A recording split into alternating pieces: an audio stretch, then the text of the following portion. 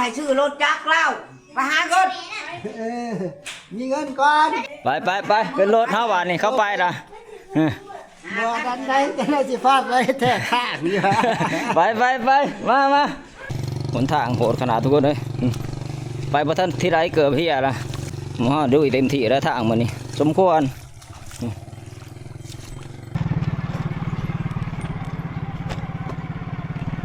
พาไปยังจอยโต๊ะข้อเลยทุกคนโอ้ตายมันหมื่นเนาะนี่คือรถเขาเจือกมาแล้วนี่มันหมื่นทางนี่โอ้ตู่จอยฮะถึงขันถอดเสื้อใส่เลยเนาะเมื่อยแห้งวะฮะเมื่อยแห้งหรอวะบ่เอาแห้งแล้วว่าแต่พักผ่อนนายย่างต่อจะได้ให้กลุ่มเลยเนาะกับโทรศัพท์เนาะบริษัทหาผู้สาวตีบ่หายังมีแต่ผู้สาวเสร็จมาโอ้เนี่ยนั่นตีเฮ้ยมันใจมาสัจจับมือไหนมาจัดให้ได้รอบนี้อีเห็นหนักว่าเดี๋ยวตะมูแดงยังไงยาก็ตะกินได้ซีว่าเอาโลด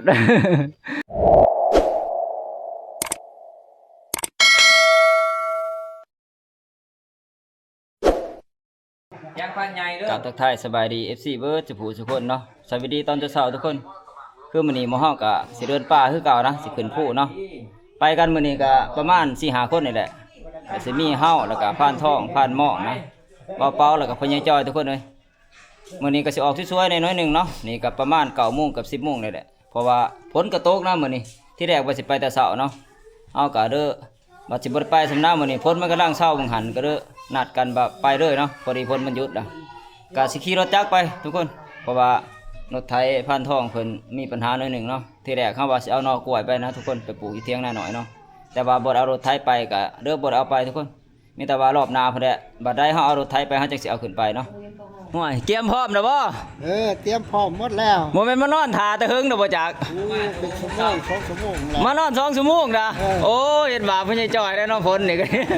ว่าสิไปแต่เช้าได้ผู้ฝนมันตกคิดว่าสิบ่ได้เดินเท่าใดมื้อนี้ก็ได้มันเช้าพอดีเย็นๆเอาผ้าจะไปดูอีกแล้วบาทนี่ผ้าจะไปแข่งผ้าพ้นผ้าจะไปแข่งผ้าพ้นได้บาทนี่พ้นแล้วเอาพ่อใหญ่จอยไปตะลุยป่าตะลุยดงก่อนจะบ่ได้ไปหึงเด้อเนาะเพราะว่าเราย่างมาตะบะนี่ก็บ่แห้งนะบ้านตัวเองมาพ่นจูงย่างขึ้นภูก็สิบ่เป็นหยังหรอกสิ้นน่ะเนาะได้กินแล้วบ่ล่ะข้าวเช้าฮะกินแล้วบ่ข้าวเช้ากินแล้วโอ้ได้หยังน่ะปั่นเช้ากินกับศีลหมูโอ้ก็ดีแต่ว่ามีศีลหมูเลือดคนเจ็บจะไปเบิ่งคนเจ็บเนาะโอเค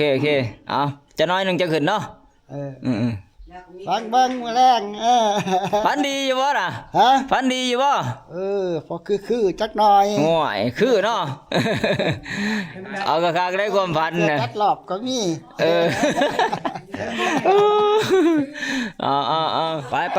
ไปไงเขาสอนเขาสอนรถจักรเราให้ซื้อรถจักรเราไปหาเงินมีเงินก่อน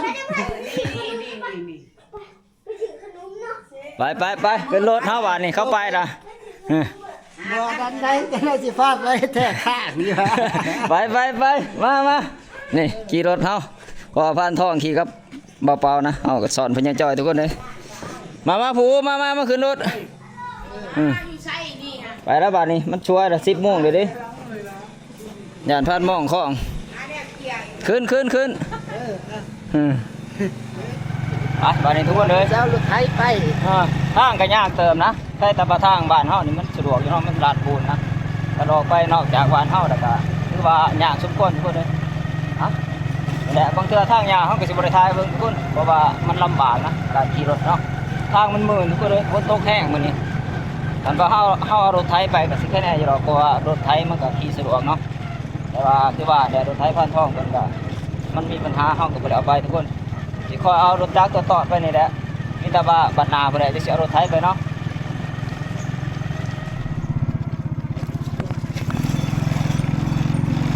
เดินทางดูเลยเพื่อนเป็นเพื่อนเลยสิผ้าพญจอยสิ่งก่อนมื้อนี้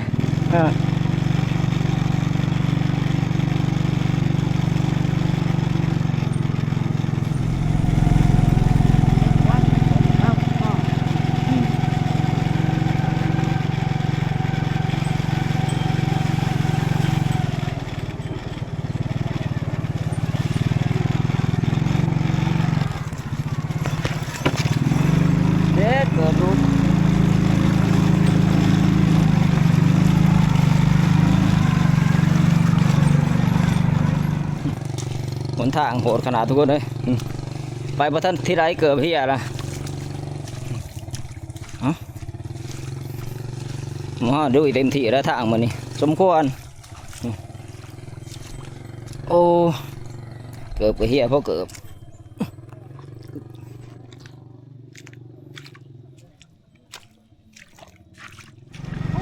คึมตลอดทุกคนเลยมันคึมเลยเนาะนี่ฝนก็กำลังหยุดบางหันนะแต่ก็อากาศนี่คือว่าคึมแห้งเกือบผ้าเพิ่นจอยลมบางหันเลย นอกประตูนี่แค่นี้แต่ทางออกมานอกนี่ดีแน่นอนหนึ่งนะมันก็สิเปื้อนแห้งเป็นบางจุดทุกคนแต่ว่าคันได้เปื้อนแห้งก็สมควรเนาะบ้านท่องครับเบาๆกับน้ำล้างนะคนแบด่านขาน้ำหันเนาะเดี๋ยวเขาขี่กายเพิ่นเหมือนว่าถีบทุกคนเลยบอกมื่อแน่เดี๋ยวมื้อนี้อาจสิห้ำห้องน้ำทางเนาะเพราะว่าเพิ่นเคยตกห้ำห้องน้ำทางนะเวลาขึ้นป่าย่ำได้ในขนาดฝน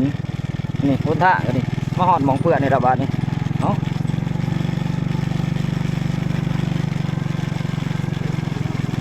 พญาจ้อยนี่กระย่านลุ่มขนาดนะพญาจ้อยครึ่งเลยเขาก็มาหอดบรรดานะทุกคนเลยทางยากแค่นี้บางหันทางแต่หวานเขามาหาคนแท่งแต่มาหาบรรดาเนาะเสือผ้าพญาจ้อยลุ่มบางหันนี่เจอชายเจอครัวเลยทุกคนเลยรูปทางมันหมื่นแห้งเนาะเขาก็บ่ค่อยได้ทายทุกคนลำบากแห้งแล้วเขาก็จะหอดครัวละบาดนี่ขามครัวไปนี่ก็เป็นทางแยกไปบ้านทับเตยเลยเนาะบ้านพันใหญ่นะแต่พวกว่าพันทองเพิ่นเดินหนาด้วยก่อนพอก็เบาๆเนาะเพราะว่าเขาแยกไปเติมน้ำมันรถนะบางหันก็พยายจ่อยเนาะทางแถวนี้มันเป็นคุ้มแน่อยู่ก็จริงแต่ว่ามันเป็นทางขี้ดินทรายเนาะมันก็สิบ่มื่นทุกคนบางหันมันเป็นทางดินเหนียวเนาะมันมื่นแห้งนะบางหันฝนนี่ก็บ่หยุดตกนะเบิ่งคักละสิตกเบิดมื้ออยู่บ่จักเฉพาะมื้อนี่เปิ่นป่ายามไรนี่ฝนต้อนรับเต็มตองเลยทุกคนทางแท่นี้ก็เปื่อนอยู่แต่ว่ามันก็บ่มื่นนะคือว่าแน่นอนไก่ชอดครัวแล้วบัดนี้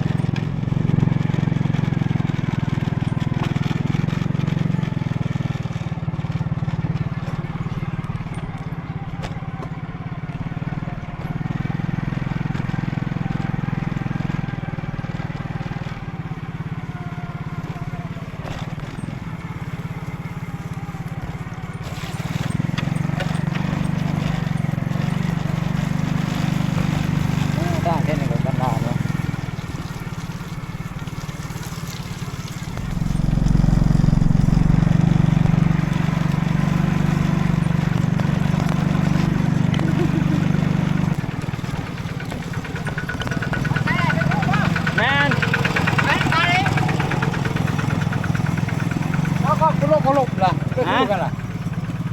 แกเขาว่าแกอะไรปะ แกยัง แกเรา โอ้บ่ได้ดอกก็ย่าได้ไปไงไปเปล่าเนี่ยขอบใจขอบใจ โอเค ไป กระติ้นเจ้าโอเคขอบใจขอบใจ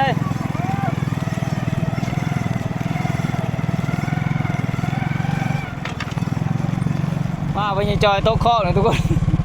โอ้ตายมันหมื่นเนาะนี่คือรถเขาเจือกเข้ามานะนี่มันหมื่นทางนี่โอ้ฮะไอ้เรายางก่อนเรายางไปถ่ายเขาจะรถขึ้นจะคล้องหน่อยนะต้องบืนขึ้นเนาะเปื่อนแห้งทุกคนเลยดินมันเหนียวนี่โอ้จากลายขึ้นฟ้าแบบนี้ก็ลำบากแต่ต้นเลยนะทุกคนยังไม่ทันหอดผู้สำเขาลำบากน้ำทางก่อนนะมีแต่ว่ารู้อย่างเดียวนะตั้งใจสิไปแล้วเนาะ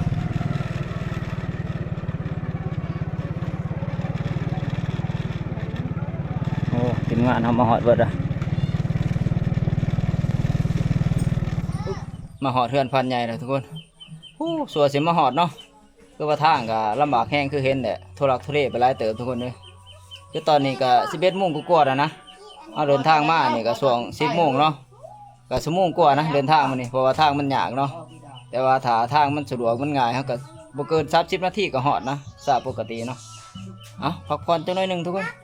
ยังสิอ้วยหนาขึ้นเขาเฮาพุ่นแหละทีมงานเฮาก็มาพันทองกับเบาๆนี่ก็มาเนาะขาดแต่พันหมองเนาะพันหมองเพิ่นมานำหลังทุกคนรถแต่ละคันทุกคนนี่รถเฮาขี่มาของหยานี่มวยว่าวขี่ตมเละเทะเบิดทุกคนตัวนี้รถเบาๆเนาะ คืมเลยฝนนี่ก็คือย่อยเลยนะบ่แห้งแต่ว่าย่อยเลยแล้วก็คืมเลยเนาะคืมคักคืมแน่ทุกคนเลยงูหูว่ามือไรสิเศร้านะพายุเขาอีกนะเขาส่วงเฮาอันแหละเฮาไปใส่หม้องมึงหันนะคือในคลิปก่อนเนาะเฮาออกไปเมื่อน่ะใส่หม้องทุกคน2 บั้นมาเด้อก็ยังบ่ทันได้เศร้านะก็ยังตกอยู่นี่ฝานหม้องก็มานะครบกันนะหมู่เฮาทีมงานหมู่เฮามื้อนี้คือไปกันนี่5 คนเนาะ5 คนทั้งพ่อใหญ่จ่อยนะ พบกับผู้สาว ใช่แล้วโอ้ผู้สาวกระปบนะ บ้านหม้องหยอกกระปบผู้สาวนี่ก็ดิเอาใจเอ้ยเตรียมพร้อมบ่มื้อนี้เตรียมพร้อมเลยติบัดนี้ บอกแก้มบอกมันไหนแล้วนี่ พ่อใหญ่จ้อยว่าจัดให้ได้นะยันว่าไป เราบ่มาแล้วจัดบักโดยโลเราจัดให้เราแน่ รอบเดียว 50ก็เอาแล้วว่ะ รอบงาน7 โมงฮี เอา ผมได้ถือ เอา บ่ ไปใส่ลงเซ่บ่เด้อจังได๋ ไม่ ปากินปลาอีกเนาะ ถามหมูแถวนี่แหละถามหมู เอาหมูตัวนี้ก็ดีแต่ว่าหม้องก็ถือมาหัวหนึงฮะ เฮ้อ พันดีบ่เราถามเจ้า บ่ได้พัน ไปทุกคนบัดนี้พร้อมบอกเดินทางนะจากหลายเพื่อจะได้ขึ้นเขานี่11 โมงกว่าๆแล้วทุกคนลำบากลำบนทางเนาะมันยากแห้งมันเปื่อนนะเพื่อเขามาหอนกันเพื่อเขาจะหอดดังผู้ก็12 โมงกับบ่ายโมงผมบ่จักเนาะหากินช่วงนี้ก็ลำบากทุกคนเลยน้ำผาน้ำพ้นนี่แหละเนาะเพราะว่าเขาไปแถวก่อนนี่ก็โอ้โดนผ่าพ้นถล่มทุกคนเลยไปหากินก็ลำบากออกไปเข้าวเดียวพ้นตกห้ำนะเขาก็ได้กลับมาทับคือเก่าเนาะพอได้กินแต่บะฮ้อยทุกคนเลยหาหอยหอมมาฝากทั้งบ้านเพิ่นเนาะแล้วก็อาหารกันกินอยู่ป่าก็พอได้กินตัวนุกตัวนู้ทุกคนเลยกับบางเนาะว่าทีมงานเขาก็ถือกระบังล่มไปนับนะแล้วหมู่เขาก็ไปกันหลายคนเบิ่งสุดที่เดียวนี่แต่ว่าเที่ยวนี้ไปเบิ่งไปส้มน้ำกันทุกคนว่าหมู่เขาไปกันนี่5 คนนี่สิโชคสิมานอยู่บ่เนาะหรือว่าสิมานตอนหับพญจอยอยู่บ่เพราะว่าพญจอยนี่กำลังมาร่วมงานเขาอีกทีหนึ่งเนาะเพราะว่าเราบ่ได้มาร่วมงานนี่ก็ประมาณ2 เดือนกว่านะทุกคนเรากลับบ้านเราไปเนาะเอาขันมานก็ใครอยู่เพราะได้ตอนหับตู่จอยเขาเพราะว่านานๆที่เรามานะโอ้ย่างก่อนนะตู่จอยเขากันนี่กับผ่านท่อแล้วกับเบาเปล่าเนาะส่วนผ่านหมองตามดังทุกคนนี่แหละทีมงานเขาคือว่าหาคนนี่ลุยเต็มที่นะสำหรับงวดนี้เนาะฝนตกกับเป็นแข้งน้ำร้ายกับเป็นลุยบอกกันเนาะจังได้กับว่าลุยเต็มที่นะจุดหมายปลายทางนี่คือว่าสิไปเชนวนนะทุกคนไปหาปลาคือว่าคนนี้เนาะไปหาแก่มือไม้ไปตกเบ็ดปลากดข้างคนแหละแต่จุดที่เขาเคยไปมึงงอดก่อนเนาะแต่ว่าไปมือนี้สิบหอดหันออกอาจจะได้พักอยู่เที่ยงหน้าหน่อยก่อนเพราะว่ามันสิขำก่อนทุกคนเฮ้ยกำลังขึ้นเขาหมู่เขาไปย่างตูจอยเริ่มเมื่อยแล้วบ่เมื่อยแล้วบ่ ค่อยขึ้นไป ไปกำลังเริ่มต้นแล้วนี่บ่ทันในกลางบ่ทันหอดใส่สับดอกพักพรทั้งหนาวเลยทุกคนถึงว่ามันบ่แดดมันเป็นเงาแต่มันเอาเนาะมันเอานะมันหอนเอาแบบว่าขึ้นผ้าขึ้นพ้นนี่แหละ หากระโปรงไปยัง4 ขีดนี่ล้านบาท แล้วก็นั่งพักผ่อนอยู่นี่ก่อนทุกคนผมแสงคือเก่าโอ้พักผ่อนจัก10 นาที20 นาทีจังยางต่อนะเมื่อยแล้วบ่ พอไปไว้ กินน้ำก่อนเนาะนั่งกินน้ำก่อนเลย ดึงใส่น้ำเอา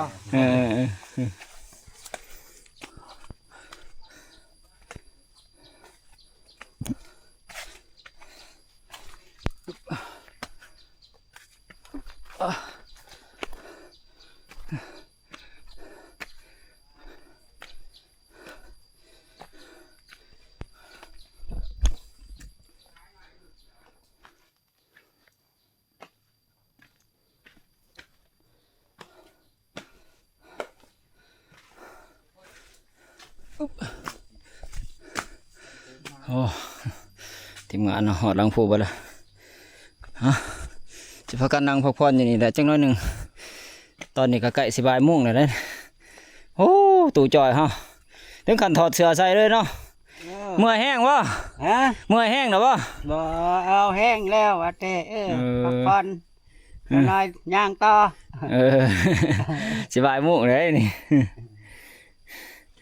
จะได้ให้กลุ่มเลยเนาะกับโทรศัพท์เนาะบ่ได้แชทหาผู้สาวติ อ๋อ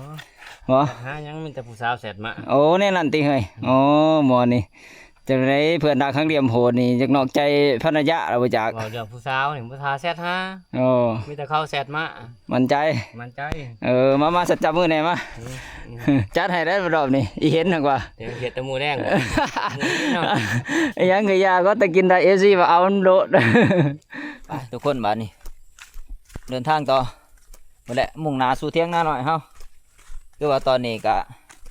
บ่ายโมงครึ่งทุกคนเอ้ย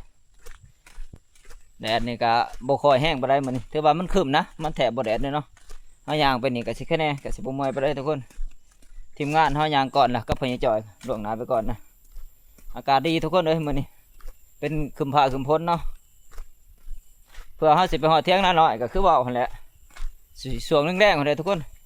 ว่าอยู่นี่ก็บ่ายโมงก็อีก2โมงก็จากนี้ไปมันก็ไกลเนาะเฉพาะ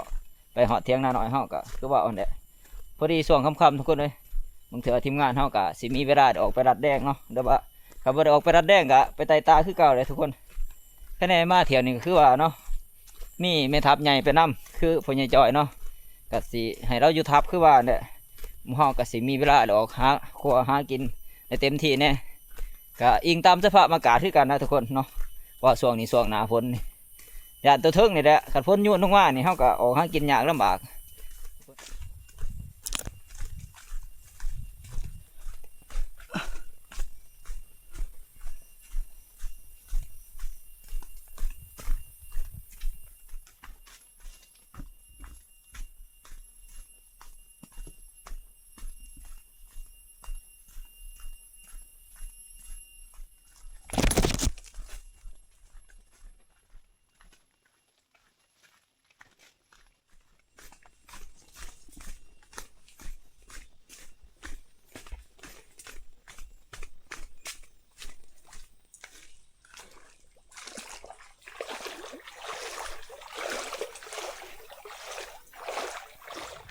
กำลังบิดลานเองทุกคนเลย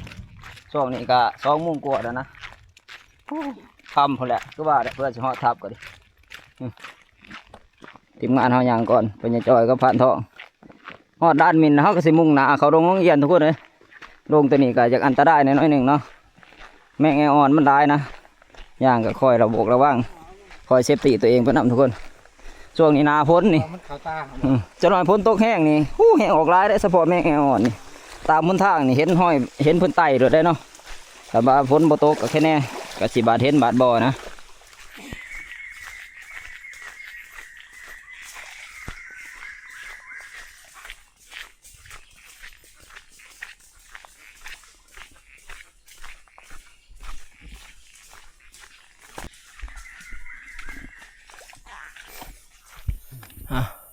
นั่งพักผ่อนกันจังหน่อยหนึ่งทุกคนพักผ่อนพญายจอยเนี่ยแล้วก็ถือว่าเมื่อยหลายเติบหมอเขาก็เมื่อยให้กันแหละแต่ว่าเราก็เมื่อยกลัวาเนาะจะไรแค่แน่หรอวะฮะเราแบบ นั่งพักผ่อน บ่มีสัญญาณตอบรับเราบ่คอยได้ยินเลยทุกคนเราต้องห้องใส่บางเถื่อเราก็บ่ได้ยินคือเก่าเนาะ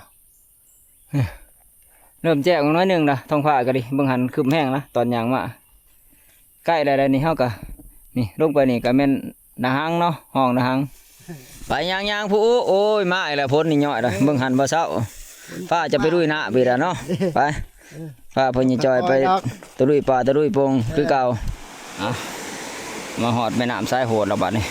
ถือว่าร้ายกว่าเที่ยวก่อนนะที่เฮาไปเบิ่งหันเนาะที่เฮาเดินทางคนเดียวตอนนั้นบ่ร้ายปานใดเที่ยวนี้ถือว่าร้ายกว่าสมควรเติบ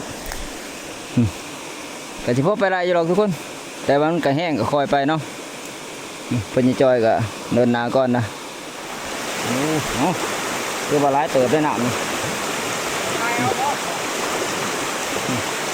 นะว่าเป่าก็เพิ่นจะจอยก็ไปฮอดก่อนนะโอ้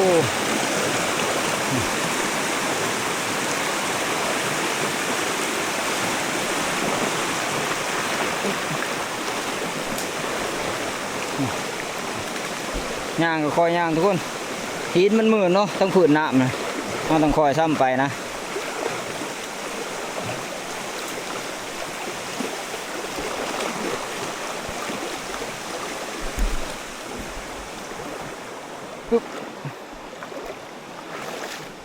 บิดระบาดนี่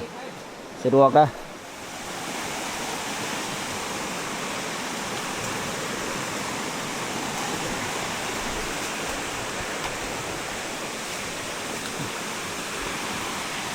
จุดนี่แห้งๆนะทุกคนจุดที่เขาเคยขามเนาะแต่ว่าขันน้ำร้ายเขากับบริขามจุดนี้ดอกก้อนแห้งเขาจะขามทึ่งๆขันน้ำมันบ่แห้งเขาจึงจะขามจุดนี้เนาะน้ำก็ขามแล้วเรียบร้อยทุกคนเลยน้ำห้องละห้างเนาะแต่ว่าเฉพาะทางยางเขาที่เขาใส่ชีวิตในการเดินทางมานี่มีมองเดียวเนี่ยแหละคือน้ำมันร้ายกว่าหมู่แล้วก็มองที่บะขามยากกว่าหมู่เนาะแต่ว่าเที่ยวนี้ก็คือเห็นแหละก็บ่ร้ายปานใดก็ยังตะขามง่ายอยู่มีแต่มุงตูเทียงนั่นเนาะไอ้ห้องบ้านนี่นั่งตะห้องพักน้ำนะทางหน้านี่เนาะห้องตัวนั้นไข่หรอกมันห้องมันใหญ่ไม่ได้ทุกคนเขาก็ขามง่ายเนาะตัวนี้บ่ร้ายตัวนั้นก็แม่นบ่ร้ายด้วยนะตู่จอยเขาก็ดิริ้วๆด้วยแล้วก็ดิโอ้ก้มหน้าก้มตาอย่างเลยเนาะใกล้เด้ใกล้แล้วใกล้แล้วใกล้หรอก ไปแล้วมิตรยางอย่างเดียวอ่ะนี่ไปหูไปพักอยู่เที่ยงนั่นหน่อยประเดียวเนาะเอา ยางอีก2 ชั่วโมงครึ่ง ฮอดเนาะไปป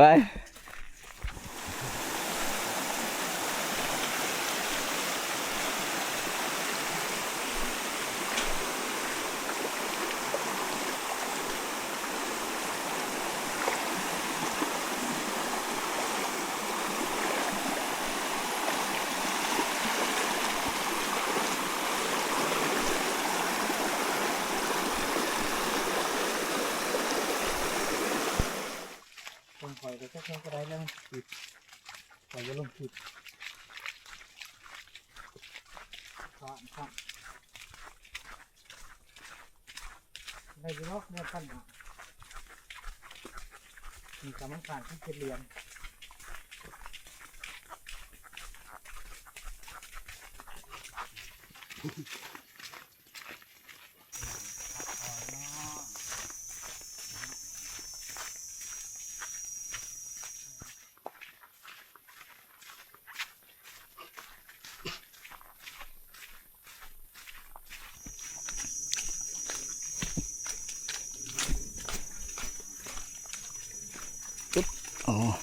คอยเด้อพ่อใหญ่จอยคอยเด้อ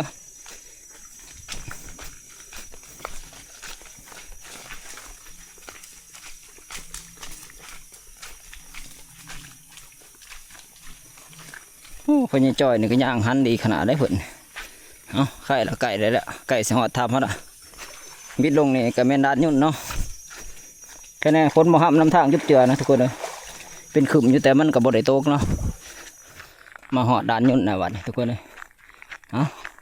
ยังอึดใจเดียวนะก็หอดเทียงเขาเนาะ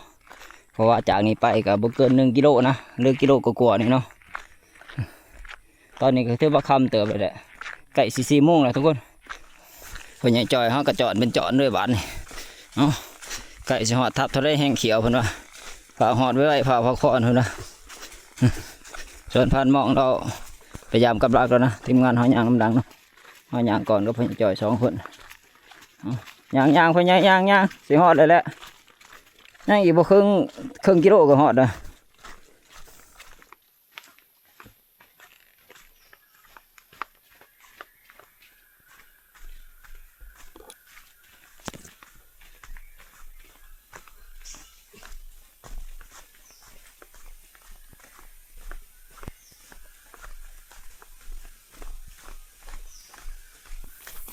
ไผ่ละทาง ไผ่ละทาง ทีมงานเขาทางเห็ดหัว ฮะ ทางเห็ดหัวฮะทางเห็ดหัว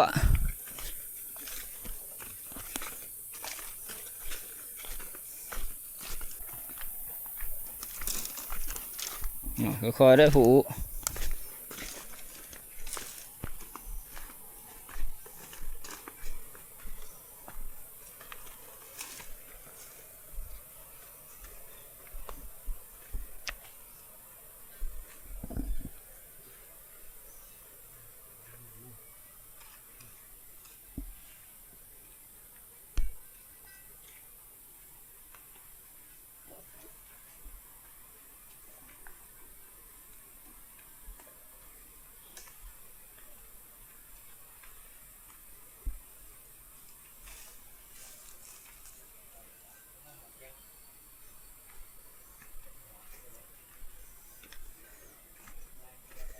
โดดจึ๊กยุ่ม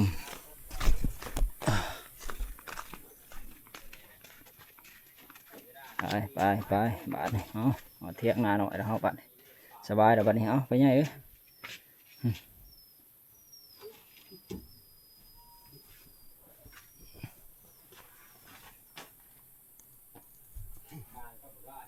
จะได้เมื่อยคักบ่ หอดเทียงแล้ว แค่นี้แต่ว่าเหาะเดินเนาะเอาพักผ่อนก่อน หอดบนพักแล้ว เอาหอดเที่ยงหอดหางนะบัดนี้ทุกคนเลยเพื่อมาหอดพอดี4:21 นาทีนะเอาเบิ่งมันหันเนาะนี่แต่ว่าสิพักผ่อนก่อนนี่แต่ว่าหมูแดงพอแล้วสิออกไปรัดแดงนะกันบ่ได้รัดแดงกะไตตาทุกคนเลยเพราะว่ากันยังเมื่อยอยู่เนาะเดี๋ยวพักผ่อนก่อนทีมงานเขาก็ออกไปเบิดทุกคนนะทุกคนเลยเนาะพันท่องนี่เพิ่นก็ไปเบิ่งนี่นะเพิ่นสิไปเลาะทับกับเหาะส่วนเบาเปาก็สิขึ้นทั้งจ่ายผู้มันส่วนพันมองเพิ่นไปทั้งผู้เอาเราทุกคนเฮาก็อีกจักน้อยหนึ่งจะสิออกไปนะกาว่าใกล้สิมืดเนาะจังสิออกไปเฮาสิออกไปใต้เขียดนะทุกคนหาจับเขียดตะหมูหินแถวนี่แหละแถวลานผู้มันเนาะเพื่อว่าคันว่าบ่ได้แนวกินอยู่แนวกินหยังก็สิอาศัยเขียดได้ทุกคนสิหาจับมาต้มสู่ทีมงานกินนะกันมันสิมีเนาะแถวนี่แหละแถวรังถามแตะแถวจ่ายผู้มันทุกคนเพราะว่าช่วงย่ามเดือน6ขันร้ายนะย่ามนั่นเนาะแต่ว่าย่ามนี่ก็เดือนเก่าละทุกคนบ่ฮู้มันสิมีหรือบ่เนาะแต่ว่าสิไปรอเบิ่งหั่นแหละบ่เทื่อนมีเพราะได้มาสู่ทีมงานกินทุกคนเลยเพิ่นจ่อยกระดังไผต้มน้ำอยู่เอา สิพาเพื่อนให้เพิ่นก่อนทุกคนนี่พาเพื่อนให้เพิ่นเพราะว่ามันบ่มีพื้นเฮาสิพาเอาในนี่เดี๋ยวก่อนพื้นในแถวนี่ก็บ่ทันได้หาแต่สิพาพื้นตัวนี้แหละนี่พื้นเหงาไม้นี่เนาะพอได้ให้เราล้างไผ่ต้มน้ำแล้วก็นึ่งข้าวทุกคนเลย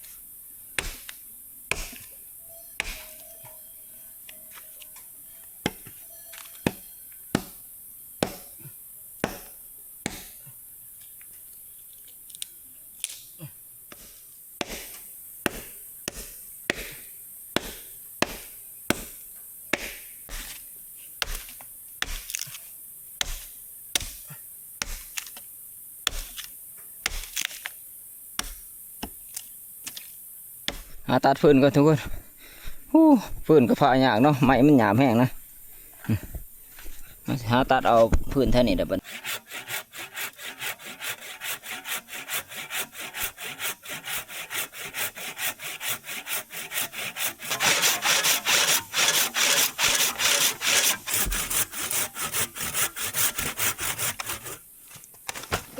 ี่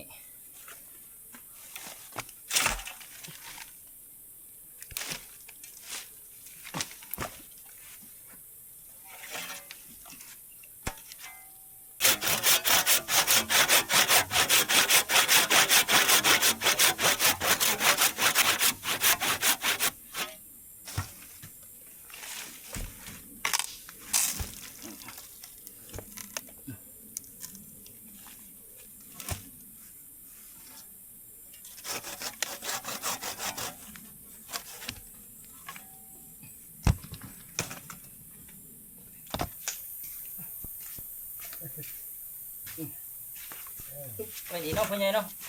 เอา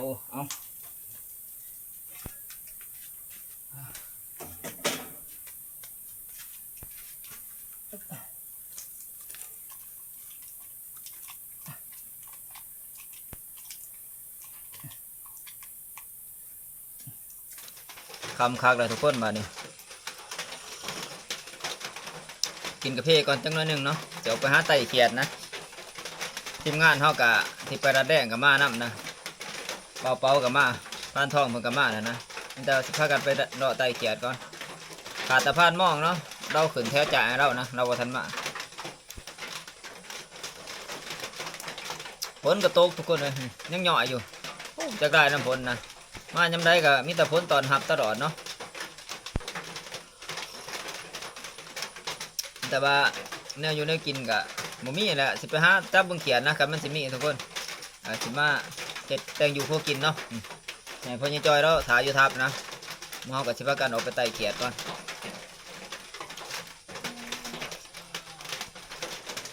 ถ่ายอยู่เที่ยงเด้อก็สิไปหาแนวอยู่แนวกินก่อน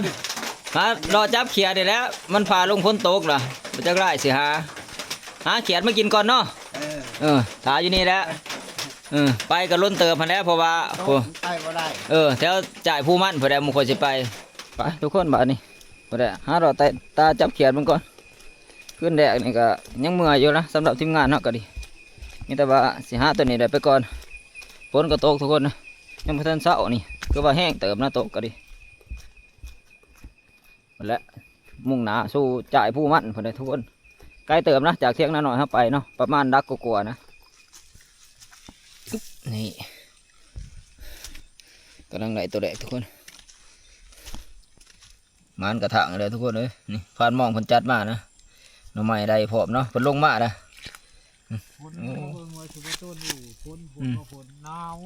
ฝนแห้งวันไหนผ่านจัดนักเติมเนาะ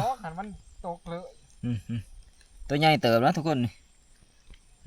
หม้อสิเลาะจับเขียดต่อนะกับผ่านทองเนาะแต่ว่าให้พานมองเพิ่นเมื่อก่อนใช่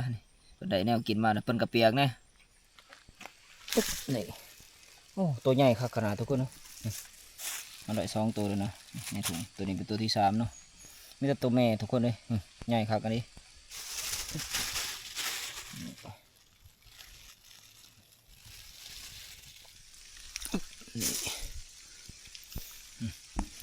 เขียดหมูก็ถือว่าใหญ่เติบทุกคนเลยเขียดหมูหินเนาะเพราะว่าเขียดย่ำนี้มันก็พี่เลยทุกคนฝนตกมันก็ได้แนวอยู่แนวกินดีเนาะนี่เขียดเงาทุกคนเขียดเงาตัวนี้เอาเก็บไปเรื่อยๆนะเขียดก็จะอึดแน่ทุกคนเลยส่วงนี้เนาะเดือน9เดือน10ล่ะมันบวคอยจากมีเป็นไงนะก็คือส่วงเดือน6ทุกคนส่วงเดือน6คือจังหวะหลายคักเนาะโอ้หอยนี่ฝนตกเนี่ยออกดีขนาดทุกคนหอยเรือนะแต่มันหน่วยมันใหญ่เนาะนี่3-4หน่วยเลยนะนี่อีกหน่วยหนึ่งฝนตกกลางคืนนี่ไตดีขนาดนะเพราะว่าแถวนี้มันเป็นพระหินมันขึ้นมาเนาะแต่จ่ายทุกคน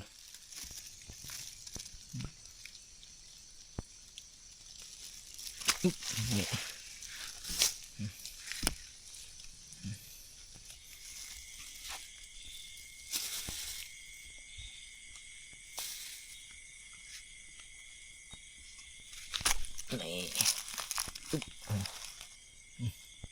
ฝนก็อยากหยุดแน่น้อยหนึ่งนะทุกคน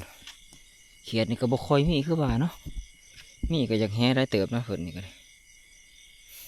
เอาแต่ว่าก็พอได้อีกหรอกว่าเฮามาไต่ตามันนี่ก็หลายคนนะ3 คนเนาะมาจับเขียดทั้งผ่านทองแล้วก็เบาเป่าทุกคนเพื่อโฮมกันนี่ก็สิพอได้อยู่ได้กินอยู่ดอกแต่เฮานี่ก็ได้โตเติบแล้วนี่มองนี่3 ตัวเลยทุกคนนี่เรียนกันสลายด้วยเนาะในเบื้องนั่นนี่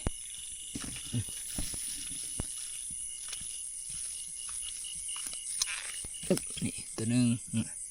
ตัวที่2ไปพุ่นละนี่ตัวที่3ทุกคนเอาตัวที่3ก่อนเนาะนี่นี่ตัวที่2นี่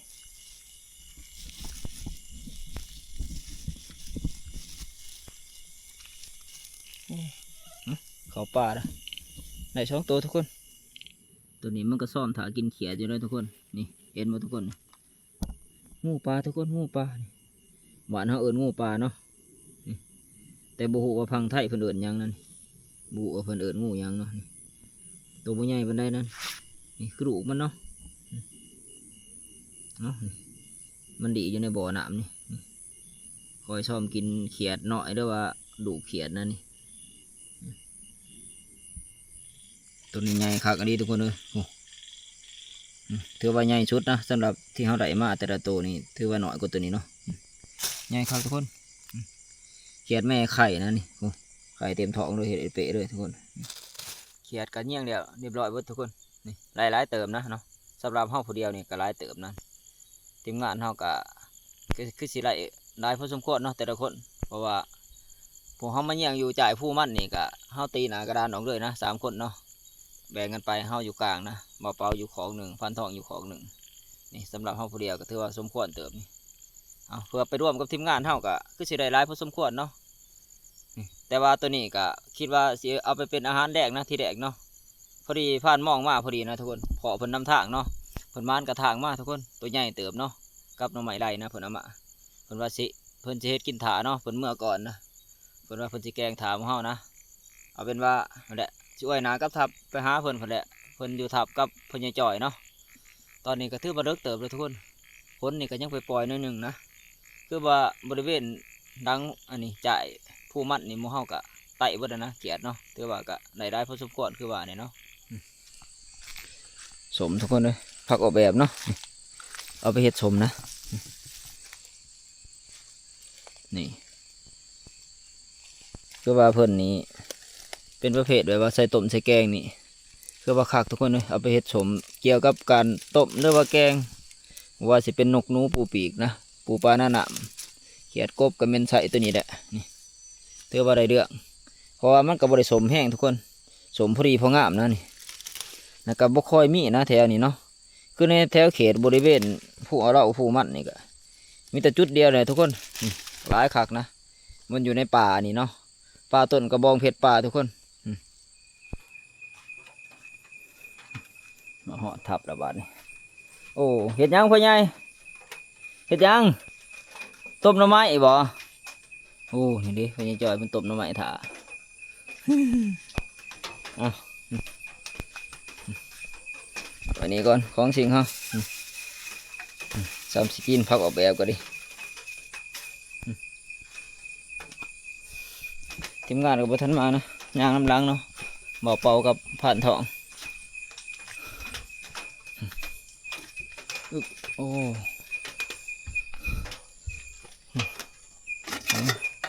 โอ้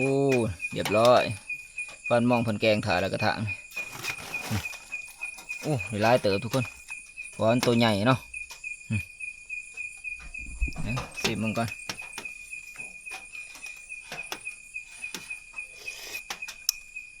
โอ้แสบคักว่ะ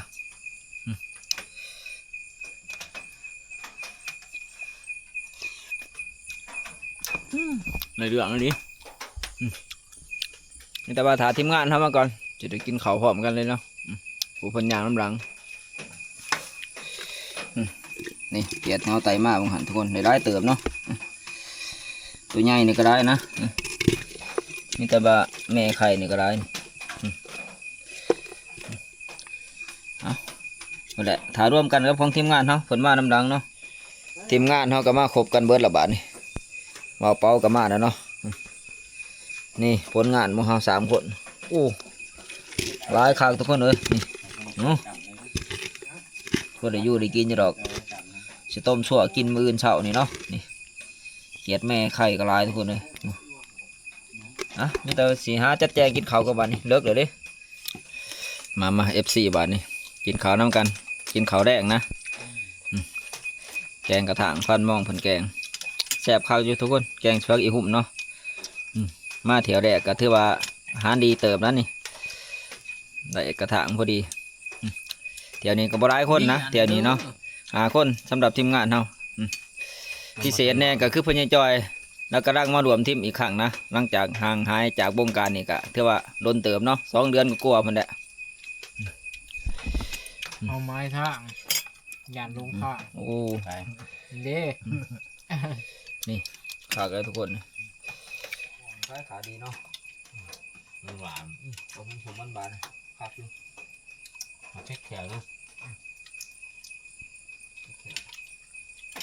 เบี้ยเนี่ยงละเบี้ยยก มันหูตัวมันเหรียญเนาะ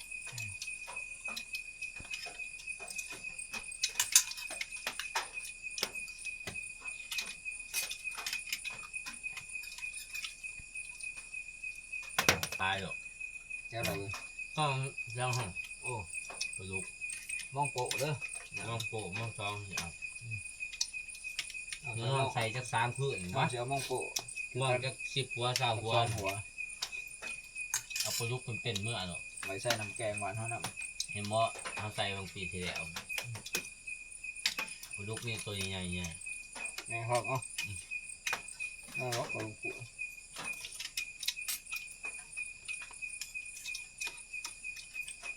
ช่วยครับเนาะกระถางเนี่ย น้ำพ่นนี่ก็แสบเพื่อเก่าเนาะ ปิดนะ